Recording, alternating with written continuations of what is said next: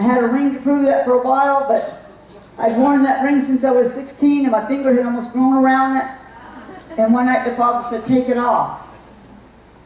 You'd have to cut it off. There's no way it could have come off. It's not on my finger anymore. It used to be right here. When I was here the last time, it was there. And he kept saying, take that off. I have another one to give you. And in my human mind, I was thinking, okay, I have to find out where they cut it off. He goes, I didn't tell you to get it cut off.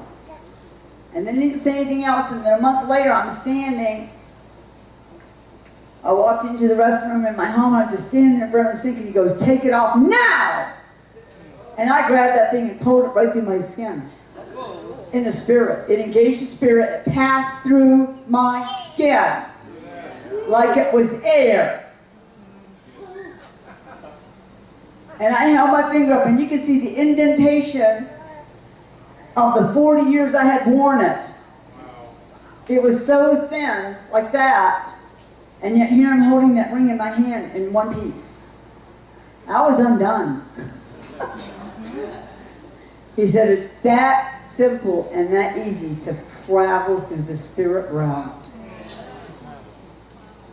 When you were ready for that, when you pursue Him, for Him, not what you can get, but for Him, there will be days on the earth where it will be normal for the body to travel that way. It was so effortless. It was absolutely effortless. And before that, I would just tug on it and tug on it. There was no way. My mom knew you couldn't get that ring. And she was there when I put it on. She knew there's no way in the natural that ring would come off. And I walk out of there and I held it out to her and I go, look. She was freaking. She looked at that ring and then she looked at my finger and she said, that was God. Well, yeah, it was. But you know what? I had to obey. Because until I did it, when He said to do it, it didn't happen. So every day I walk around with evidence. It happened. That ring is still, it's in my jewelry box. I pick it up and look at my finger. This is all going to be fun, isn't it? You pay a price with your life. You have to actually surrender and say, yeah, I'm willing. And then you actually have to do it. This is the part that people don't usually want to hear about, but most of us already paid a price with our life. You just don't know what He has for you.